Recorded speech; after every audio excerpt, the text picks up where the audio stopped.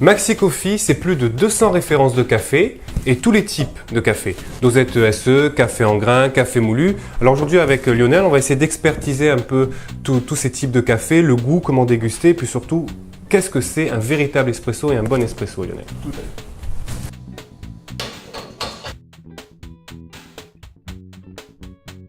Peux-tu nous expliquer concrètement comment juger un espresso ? Alors c'est tout simple Fabien. La première chose c'est la couleur de la crème.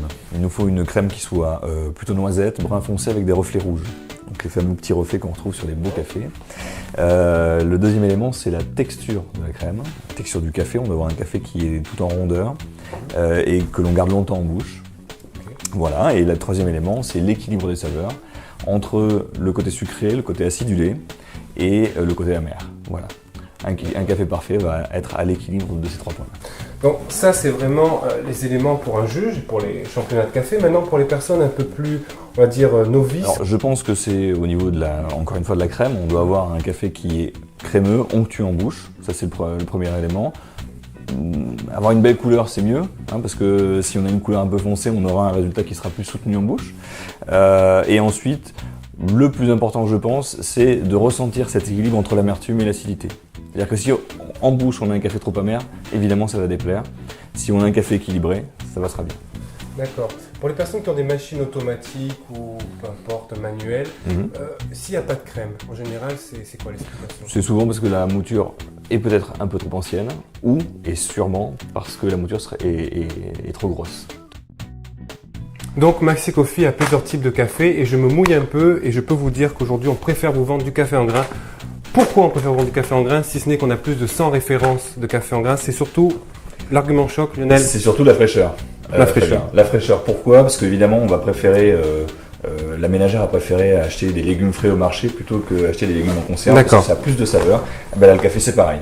Voilà. Si tu as du café en grains, tu vas le moudre au dernier moment et tu auras toutes les saveurs du café. Alors que si tu prends de la dosette ou de la capsule, ben, il a déjà été préparé bien longtemps à l'avance et donc il n'aura pas les mêmes arômes.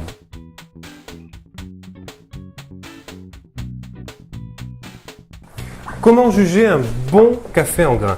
Donc facilement, vous pouvez déjà regarder l'aspect des grains. Si vous avez quand même la majorité des grains qui sont cassés, ça paraît un peu louche, mais il y a des arguments un peu plus pointus, Lionel. Explique-moi. Tout à fait, Fabien. Alors, le premier argument, comme tu peux le voir ici, c'est voilà, s'il y a trop de grains qui sont plus clairs par rapport aux autres, c'est-à-dire qu'on a une torréfaction qui est pas homogène. On a choisi des cafés qui sont différents sur les mélanges et qui se torréfient pas de la même façon. Voilà, donc là on va pas avoir la même cuisson et du coup on va avoir un goût qui sera pas forcément équilibré. En tout cas c'est pas le goût qui avait été décidé dès le départ. Évidemment on va avoir, comme tu le disais, des brisures de café, donc ça c'est pas bon signe. Et aussi des différences de crible entre un grain qui est très gros et un grain qui est très petit. On a deux cuissons qui vont être complètement différentes. On en a un, le gros, qui va être torréfié à cœur, donc qui va être bien cuit, et le petit qui va être brûlé au cœur du café. Ça ne se voit pas forcément sur l'extérieur, mais on aura un café qui sera beaucoup plus amer. Bon Lionel, tu sais que ma spécialité c'est les boissons tendance, gourmandes et notamment le cappuccino.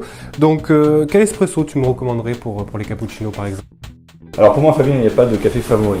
Pas de marque, pas de café en particulier, ça va vraiment dépendre du mariage des saveurs entre le lait et ton café.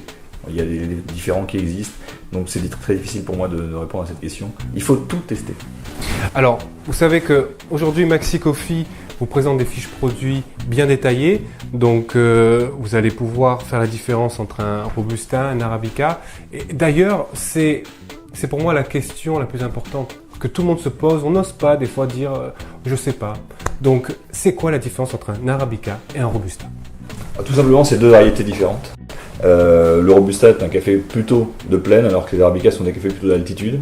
Donc plus on monte en altitude et plus on a une richesse aromatique qui va se développer grâce au terroir.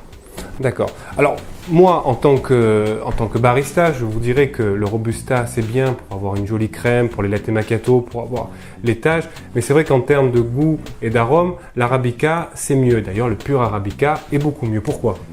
Tout simplement parce qu'il est plus fin. Il est plus fin, plus aromatique. Le Robusta va permettre d'avoir un peu plus de crème, c'est vrai, sur son café. Par contre, ce sera des arômes qui seront beaucoup plus bruts, on va dire. Et donc moins de finesse. Et je pense que ce que tu recherches toi dans tes cocktails chauds, c'est de la finesse avant tout et du bon goût. Voilà. On clôture avec ça. J'espère qu'on vous a fait avancer un peu dans votre réflexion café. Et à bientôt. Bonne dégustation. Ça paraît un peu louche, mais il y a des arguments un peu plus pointus, Lionel. Tout à fait, Fabien. Allez, on va voir ça. Qu'est-ce que je veux dire? C'est tout que je parle de tout.